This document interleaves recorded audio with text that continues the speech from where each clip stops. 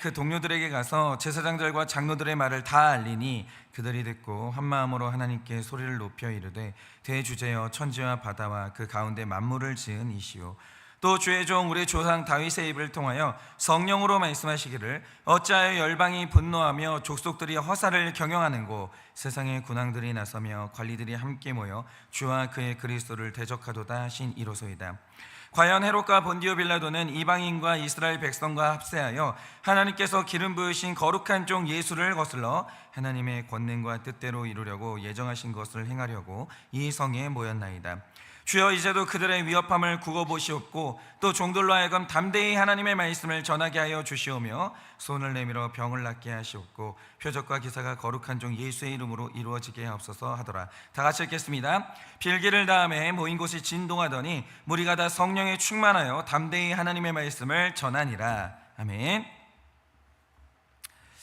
네, 아마 저도 마찬가지지만 우리가 이제 신앙생활을 하다 보면 반드시 그런 경우를 만나거든요. 이게 뭐냐면 이제 우리 안에 믿음이 생기면 우리가 이제 들리는 말씀을 따라서 신앙의 길을 걷게 되죠. 지금 우리가 다 그 길을 걷고 있는 거예요. 그런데 이제 중요한 건 이겁니다. 여러분이 이제 구약과 신약의 구속사를 다 읽어서 아시겠지만 여러분이 이제 성경을 읽을 때 이걸 포착하셔야 돼요. 그게 뭐냐?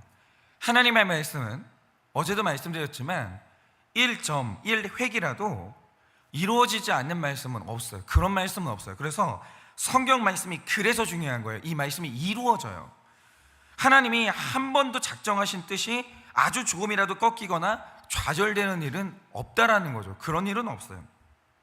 하나님은 반드시 이루시는 분이고 그럴 의지가 있고 그럴 힘이 있기 때문에 누가 어떤 방해를 한다고 해도 구속사는 반드시 앞으로 진행됩니다. 뒤로 물러나는 일은 없는 거예요. 예를 들면 이런 거죠. 이 육중한 기차가 서울에서 출발한 다음에 부산으로 이제 갑니다.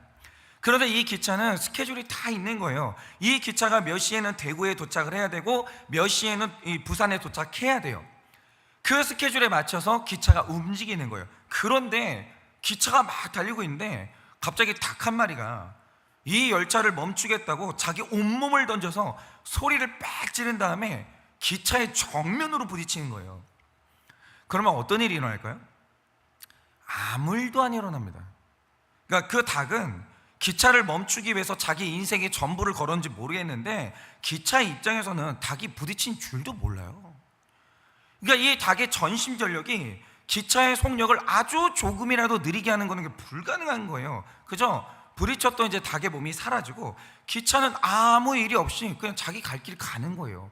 그리고 역시나 정해진 시간에 대구에도 도착을 하고 부산에도 도착을 해요. 하나님의 구속사는 반드시 이렇게 된다는 거예요. 어떤 대적들이 몰려와도 뭐냐면 달리는 기차를 막고자 하는 닭 한 마리에 불과해요. 아무도 못 막아요. 그런데 문제는 뭐냐? 하나님은 안 꺾여요. 앞으로도 안 그래요. 그런데 하나님을 따라가는 우리 마음이 꺾인다는 게 문제인 거예요. 그러니까 배를 타고 바다를 건너던 제자들처럼 가다가 풍랑을 만나면 예수님은 안 꺾여요. 예수님은 그냥 그 안에서 여전히 주무시는 거예요. 문제는 뭐냐면 그 파도를 만났을 때 제자들은 두려움에 낙심해서 꺾여요. 저는 목회자 자녀이기 때문에 수많은 믿음의 선배들을 목격했거든요. 단 한 사람도 자기 인생의 신앙생활을 막아서는 이 닭 한 마리도 없었던 사람은 아무도 없었어요.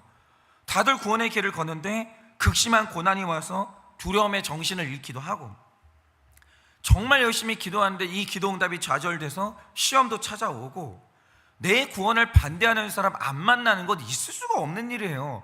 저도 하늘교회에서 목회하는데 이 목회를 반대하는 사람 많이 만나봤습니다. 비난하는 사람 많이 만나봤어요.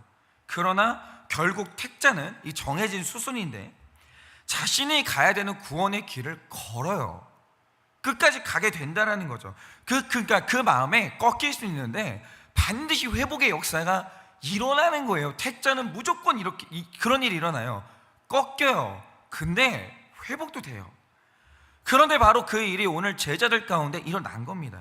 여러분, 성경이 기록하는 제자들의 모습이 뭐예요? 그러니까 이 복음서를 보면 제자들의 모습은 자기가 직접 기록한 거거든요. 그런데 자기가 기록한 자기 모습이 뭐예요?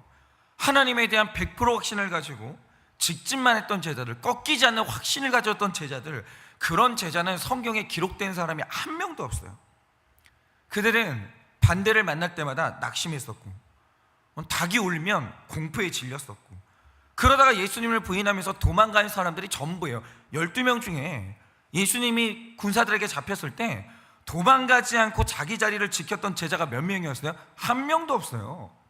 12명 다 도망갔어요. 그런데 신기한 게 뭐냐, 그들이 전원이 다 회복됐어요. 그들의 완전히 식어졌던 가슴에 불이 다시 붙었고, 이전보다 더 강력한 확신의 사람으로 변했다는 거예요. 그러니까 우리는 꺾여요. 근데 택자는 회복도 일어나는 거예요. 그러면 잘 보세요. 나는 꺾였어요. 근데 회복이 됐어요. 그러면 이 사이에 어떤 성령의 역사가 있었다라는 소리예요. 그러면 우리에게 임하신 이 성령님은 우리의 상한 심령, 우리의 꺾인 확신을 어떤 방식으로 회복시키시냐, 이거예요. 오늘 우리가 이것을 좀 봐야 된다 이거죠. 여러분, 우리가 지금까지 봤던 내용이 뭡니까? 제자들이 예수 그리스도의 권능으로 날 때부터 걷지 못했던 사람을 걷게 했어요. 예수의 이름으로. 그리고 이 표적에 힘입어서 예수는 우리를 구원하러 오신 그리스도다, 예수가 하나님의 아들이다 라고 두려움 없이 베드로가 선포를 했거든요. 자, 보세요. 그럼 중요한 건 이겁니다. 제자들이 완벽한 복음을 선포했어요. 그러니까 복음을 변개시킨 적이 없어요. 완벽한 복음을 선포했고, 너희가 예수를 죽인 범인이다, 그러나 너희가 회개하고 돌아오면 새롭게 하는 날이 이를 것이다. 완벽하죠. 완벽해요. 완벽한 복음을 선포했어요. 하나님이 이 복음을 기뻐하셨어요. 마찬가지로 예수님이 이 땅에 오셔서 수많은 일들을 행하셨는데, 예수님이 했던 일들 중에서 하나님이 기뻐하지 않았던 일이 하나라도 있었냐라고 하면 그런 일은 없었어요. 예수님이 자고 일어나는 것, 일어나서 새벽 미명에 산에 올라가서 기도하셨던 것, 병자들을 고치셨던 것, 안식일에 그들을 일으켜 세우셨던 것, 단 하나도 하나님이 지지하지 않고 기뻐하지 않는 일은 없었어요. 다 아버지 하나님이 기뻐하시는 일이었어요. 그럼 보세요. 예수님이나 제자들이나 하나님이 기뻐하시는 그 일을 했어요. 그러면 우리 생각에 내가 하나님을 기쁘시게 했어요. 그 다음에 일어나야 되는 일은 뭐예요? 하나님이 나를 지지하시는 그 사인이 나타나면서 내 사역의 현장에, 내 가정에 부흥의 역사가 일어나고, 그런 역사에 쓰임받은 우리는 존중을 받고, 뭐 그런 일이 일어날 거라고 생각하잖아요. 아, 저 사람은 성령 충만해, 저 사람은 진실한 사람이야, 그러면서 사람이 나에게 박수 쳐주고, 뭐 그런 일이 일어날 거라고 생각을 하잖아요. 그런데 보세요. 하나님이 기뻐하시는 성령의 복음이 선포됐어요. 그러자 예수님과 제자들에게 일어난 일이 뭡니까? 예수님은 권세자들한테 잡혀서 죽도록 매를 맞다가 십자가에 못 박혀 죽으셨어요. 그러면 오늘 말씀의 제자들은 어떤 일을 당했어요? 권세자들에게 끌려갑니다. 협박을 당해요. 그러니까 분명히 성령의 복음을 선포했어요. 그런데 권세자들이 회개를 안 해요. 오히려 더 독해져요. 이게 당황스러워지는 거예요. 그런데 우리 삶에 이런 일들이 일어나는 분들이 얼마나 많은지 아세요? 우리 중에 그런 분들이 있죠. 어느 날 나는 구속사의 말씀이 들렸어요. 내가 죄인이 깨달아졌어요. 그런데 회개를 했더니 죄 용서를 받는 거예요. 이런 기쁨이 있나? 이게 너무 기쁜 거예요. 그러니까 이거다, 이거는 모든 사람이 알아야 된다, 특별히 내가 사랑하는 식구들이 알아야 된다. 그래서 내 식구와 이웃들이 구원받도록 회개의 복음을 외쳤어요. 그럼 우리가 기대하는 게 뭡니까? 내가 이 말씀 받고 회개하고 구원받아 기뻤듯이 그들도 그렇게 되겠지, 나한테 언젠가 고맙다고 말하겠지, 이런 걸 기대하면서 우리가 선포를 한다고요. 그런데 외친 다음에 너무 많은 사람들이 경험하는 게 뭐냐? 내 배우자가 무슨 소리 하는 거야? 너 이상한 교회 다니니? 뭐 하는 거야? 그러면서 내 복음을 단칼에 거절하고, 내 식구들은 너 뭐 엄마 이상해진 거 아니야? 아빠 이상해진 거 아니야? 그러면서 오히려 나를 비웃고 공격하는 거예요. 변화를 기대했는데 거절과 반대를 경험하는 거죠. 근데 우리만 그런 게 아니에요. 엘리야도 마찬가지인 게, 여러분 엘리야가 엄청난 우울증에 빠진 적이 있거든요. 왜 우울증에 빠졌습니까? 내가 회개의 말씀을 전하고 기적과 표적을 보여주면 북이스라엘 사람들이 다 회개하고 돌아올 줄 알았어요. 그래서 진짜 기적과 표적이 일어났어요. 잔뜩 기대하면서 기다렸습니다. 회개하고 돌아오겠지. 근데 웬걸요, 내가 열심히 사역을 했는데 아합의 아내 이세벨이 편지를 보내서 하는 말이 뭡니까? 열왕기상 19장 2절을 보면 이렇게 말해요. 내가 내일 이맘때까지 내 생명을 반드시 죽이겠다, 이런 답이 와요. 아니, 그렇게 열심히 사역을 했는데, 기적과 표적이 일어났는데, 야, 이제는 회개하고 돌아오겠지. 기다렸어요. 답이 뭐냐? 내가 내일 이맘때 너를 반드시 죽이겠다는 거예요. 더독해지는 거예요. 더독해지는 거. 복음을 전했더니 여기에 엘리야가 낙심하고 실망해요. 그리고 우울증으로 들어가 버려요. 그런데 오늘 제자들에게 이런 일이 또 일어나는 거예요. 나는 성령에 충만해서 예수 그리스도의 이름으로 병 낫는 자 병을 낫게 했어요. 40년 동안 날 때부터 앉아만 있었던 사람을 일으켜 세워서 사슴같이 뛰게 만들었다고요. 한치 오차도 없는 예수님의 복음을 전했어요. 아, 이제 이 제사장들이 회개하겠지? 야, 완전히 예루살렘의 복음의 길이 열리겠구나, 부흥이 일어나겠구나. 그런데 웬걸요? 이 복음을 들은 제사장의 무리와 장로들이 더독해지는 거예요. 아, 너무 당황스러운 거예요. 이게 하나님이 안 살아계신 건가? 아, 내가 느꼈던 이 복음의 기쁨은 내가 착각했던 건가? 아니, 복음을 선포했는데 더독해지는 거예요. 그러면서 제자들을 위협까지 하는 겁니다. 그래서 23절을 보면 이 베드로와 요한이 협박을 당해요. 그리고 이제 교회로 오늘 돌아왔습니다. 그게 오늘 말씀이에요. 교회로 돌아왔어요. 그리고 우리 교회 지체들에게 내가 당했던 일을 쭉 나눈 거예요. 그러면 보통은 이전까지는 사람들이 낙심하면서 꺾였어요. 이전에 제자들은 이런 일이 있었을 때 십자가 밑에서 12명이 다 도망갔어요. 완전히 꺾여가지고. 그런데 오늘은 이상한 일이 일어나요. 어떤 일이 일어나냐? 박해를 받았다라고 하니까 제자들의 마음이 더 뜨거워지기 시작하더니 31절에 기록된 것처럼 더욱, 그러니까 원래 성령의 역사가 있었던 거예요. 그런데 여기에 더욱 성령에 충만해져서 땅이 진동하고 그 후로는 더 크게 외치기 시작하는 거예요. 예수는 하나님의 아들이다. 예수가 부활하셨다.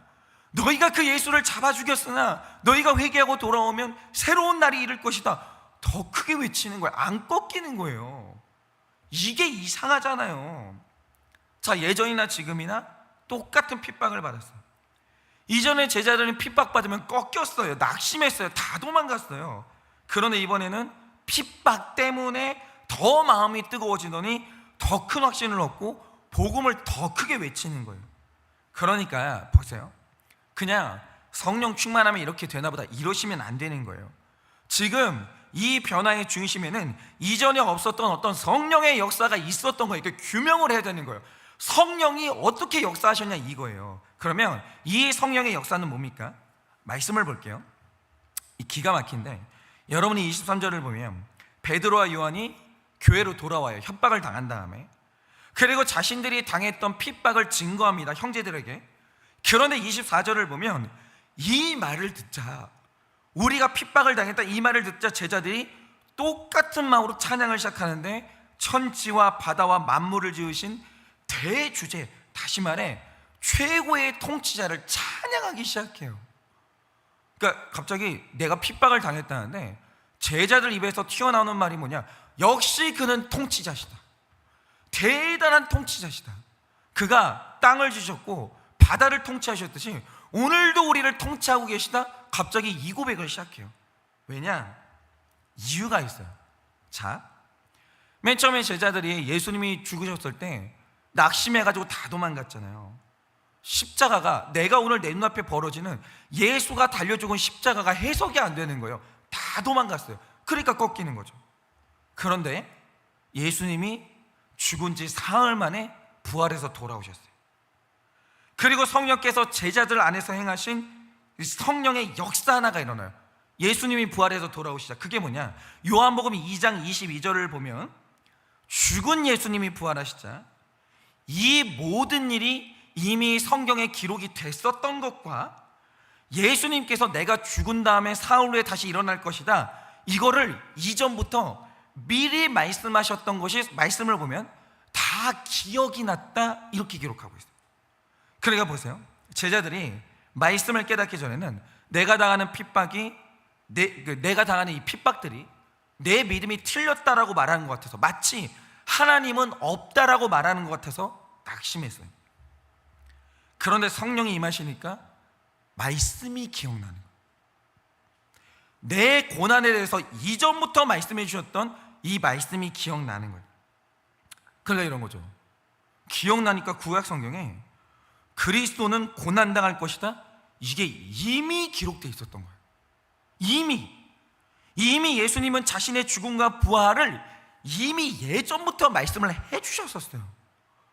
그러자 깨달은 게 뭐냐, 이 핍박은 예수님 말씀이 맞다는 걸, 그리고 오늘도 예수님의 계획대로 그 속사가 착착착 진행되고 있다라는 최고의 표적이구나.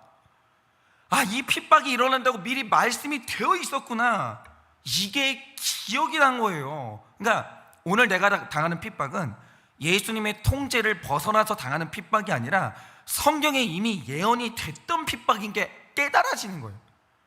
이거 다 하나님의 계획 안에 있구나, 이 핍박으로 인해 놀라운 일이 일어날 거구나, 이게 깨달아지는 거예요. 그리고 오늘 말씀도 보세요.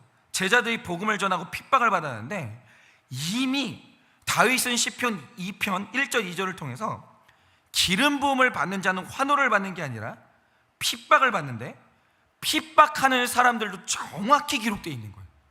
뭐라고 기록됐냐, 세상의 백성들이 기름 부음 받은 자를 핍박하는 게 아니라 군 왕들, 그러니까 정확히 대상이 기록되어 있는 거예요. 군 왕들과 관원들이 같이 꾀해서 여호와와 그 기름 부음 받은 자를 대적한다, 이게 시편 말씀에 이미 기록이 되어 있는 거예요. 그런데 이 예언이 소름 끼칠 정도로 정확하게 실현이 된 거예요. 여기서 군왕은 그러니까 한 나라의 왕을 의미하는 게 아니라, 군 왕이라는 말의 뜻이 뭐냐면 제국, 여러 나라를 통치하는 왕이 기름 부음 받은 자를 핍박할 거다 이러거든요. 근데 로마가 핍박을 했잖아. 여러분, 로마의 손에 예수님이 달려 죽으셨잖아요. 근데 십자가가 어떤 의미냐면, 십자가형은 황제만 승인할 수 있어요. 그 밑에 있는 권세자들은 절대로 십자가형을 승인을 못해요. 이 십자가형의 승인은 로마 황제만 가능한 거예요. 근데 이게 군 왕들이 기름 부음 받은 자를 핍박할 거다, 이게 정확히 기록되어 있는 거죠. 그리고 관원들이 여기 합세한다라고요. 근데 이게 원래 안 일어나는 일이에요. 왜 그러냐, 생각을 해보세요. 정말 세속 역사도 똑같이 기록하지만 원래 군 왕의 대리자인 본디오 빌라도와 관원인 제사장들은 서로를 혐오하면서 한 번도 평화롭게 지낸 적이 없었어요. 이거는 세속 역사가들도 계속 얘기하는 거예요.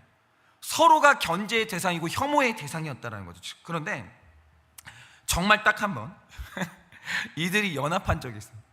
언제냐, 기름 부음 받은 자 예수를 죽일 때 하나가 됐어요. 그런 일이 일어난 적이 없는데 예수를 죽일 때는 본디오 빌라도와 관원인 대제사장 무리가 하나가 됐어요. 같이 작전을 꾀했어요. 근데 이게 시편 말씀에 그대로 예언이 되어 있는 거예요. 제자들이 이게 다 기억나는 거예요. 이미 있었네, 이 일이 일어난다라는 게 성경에 이미 있었네. 그런데 제자들 안에서 일어난 성령의 역사가 뭐냐, 지금 내가 당하는 이 일이 이미 성경에 다 기록이 됐다는 게 너무 놀라웠고, 심지어 28절을 보면 이들이 기름 부음 받은 자를 대적하는 이 일이 하나님이 예정하신 구원의 계획이었다는 게 너무 놀라운 거예요. 예수님이 십자가에서 죽으셨잖아요. 우연이에요? 재수가 없어 죽으신 거예요? 아니에요. 예수님이 이미 다 말씀하셨어요. 내가 죽고 사흘 후에 나는 부활한다. 그러니까 이 십자가 죽음은 뭐냐면 부활을 위해서 정교하게 세팅된 하나님의 예정된 계획이었다는 거예요. 이미 이게 성경에 다 기록되어 있는 거예요. 완전 다 해석이 되는 거예요, 이 고난이. 그러니 오늘 내가 당하는 반대와 박해가 하나님이 틀렸다라고 말하는 증거가 아니라 오히려 예수는 그리스도가 맞고 너희가 하나님의 뜻대로 예정된 길을 가고 있다는 강력한 증거가 되면서 더욱 가슴이 뜨거워지는 거예요. 와, 이 박해는 내가 바른 길을 가고 있다는, 하나님의 예정이 지금 작동하고 있다는 강력한 증거구나. 이게 너무 가슴이 뜨거워지는 거예요. 그리고 외치지 않을 수가 없는 거예요. 예수는 그리스도시고 하나님의 아들이다. 그는 부활하셨다. 그를 믿는 자 새로운 날이 온다. 이거를 외치지 않을 방법이 없는 거예요. 그래서 여러분 한번 생각을 해보세요. 그런데 만약에 내가 외쳤는데 박해가 없고 반대가 없었다. 성경에 그런 일이 기록이 안 돼 있어요. 기름 부음을 받은 자는 박해도 없고 방해도 없다. 그게 뭐냐면 적그리스도예요. 여러분 요한계시록에 보면 적그리스도가 나타날 때 일어나는 일이 어떻게 기록되어 있죠? 적그리스도는 박해를 받지 않아요. 모든 민족이 그 앞에 엎드려요. 이게 뭐냐면 그 적그리스도예요. 그건 하나님이 기뻐하시는 복음도 아니고 박해받지 않는 그 사람은 그리스도가 아닌 거예요. 아닌 거예요. 그러니까 성경이 너가 그리스도구나, 이 도장을 딱 찍어주시는 표가 있다는 거죠. 그게 뭐냐? 외치면 박해를 받는다는, 그게 인증 마크예요. 인증 마크. 복음을 외쳤는데 비난을 받지 않고 박해를 받지 않는다. 그거는 복음이 아닌 거예요.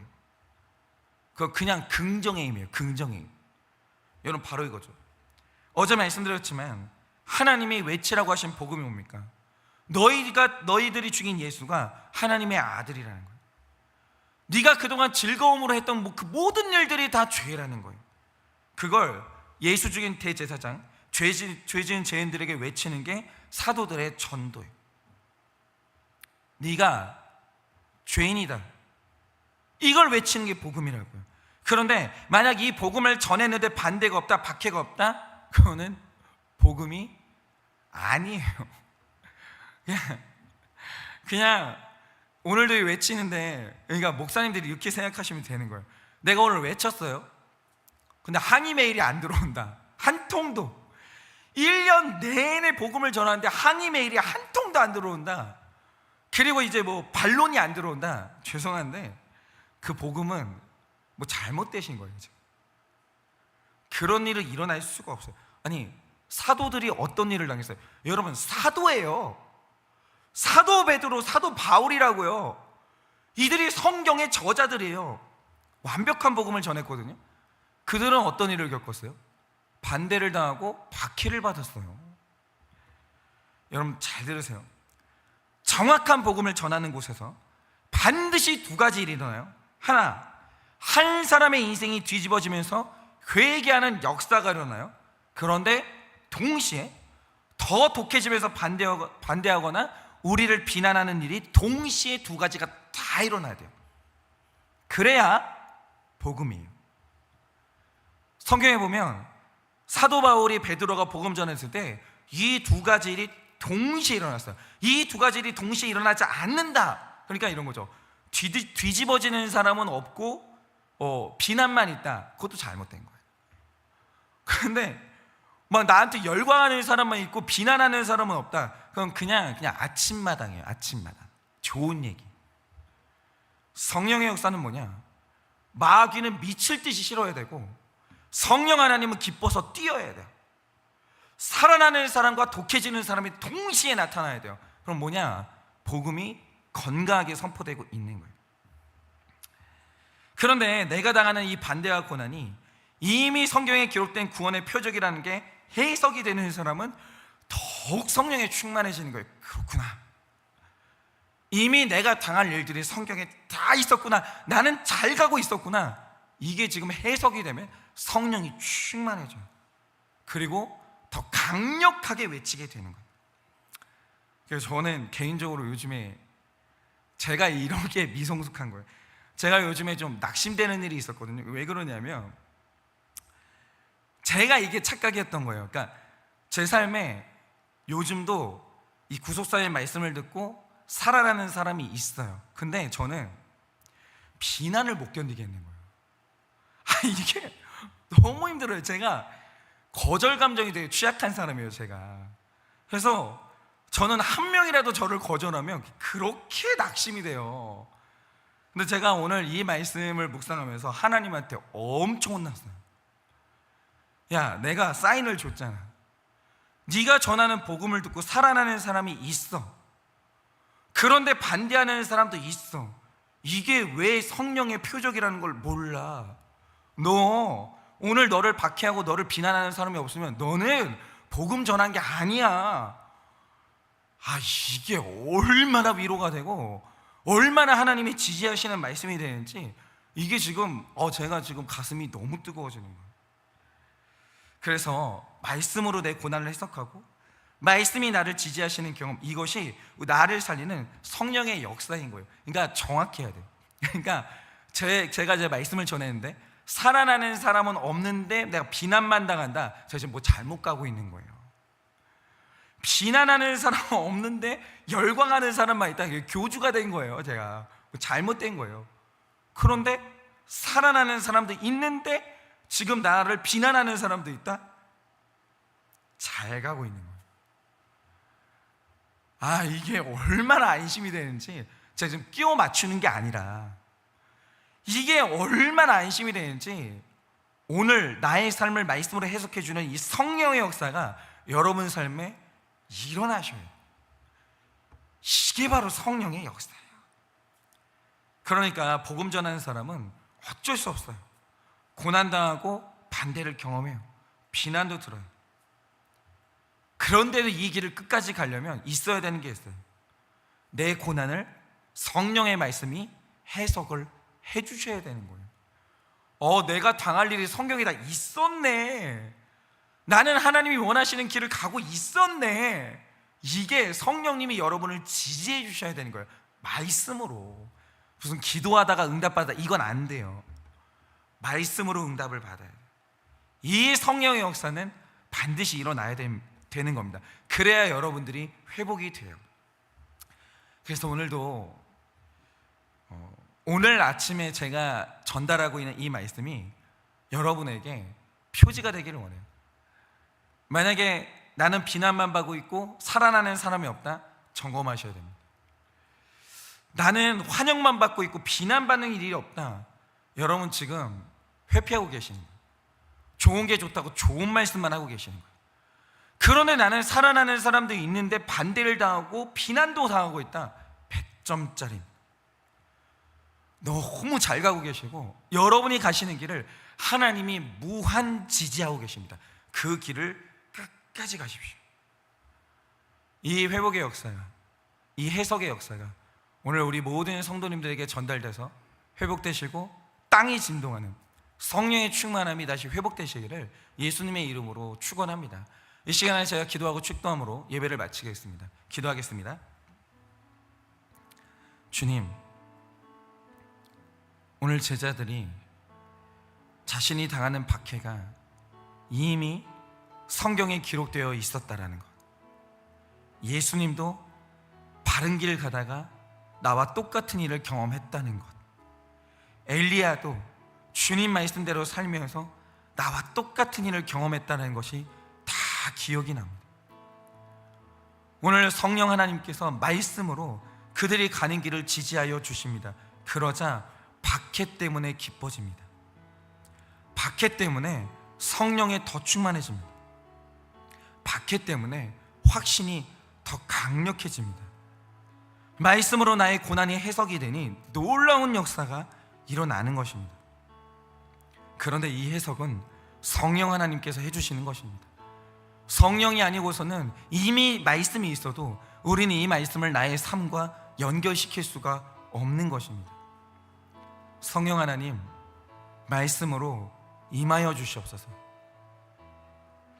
지금 우리 성도님들이 주님 앞에 복음의 길을 가다가 꺾였습니다. 낙심했습니다. 시험 들었습니다. 성령 하나님 말씀으로 찾아오셔서 우리의 고난이 어떤 의미가 있는지 말씀으로 모조리 해석하여 주시옵소서. 그래서 다시 한번 땅을 진동하게 하는 기도가 회복되게 하여 주시고 성령의 충만함이 회복되어 더욱 뜨거운 가슴으로 다시 한번 말씀을 외치는 복음의 사람 될 수 있도록 주님이 은혜를 허락하여 주시옵소서. 지금은 우리 주 예수 그리스도의 은혜와 하나님 아버지의 그 크신 사랑과 성령님의 위로하시고 교통하여 주시는 그 역사하심, 오늘도 말씀으로 나에게 방문하여 주셔서 나의 고난을 모조리 해석해 주시는 성령 하나님의 역사하심으로 오늘 다시 뜨거운 가슴이 회복되기를 원하는 사랑하는 모든 주의 종들의 머리 위에 지금으로부터 영원 무궁토록 함께 있을지어다. 아멘.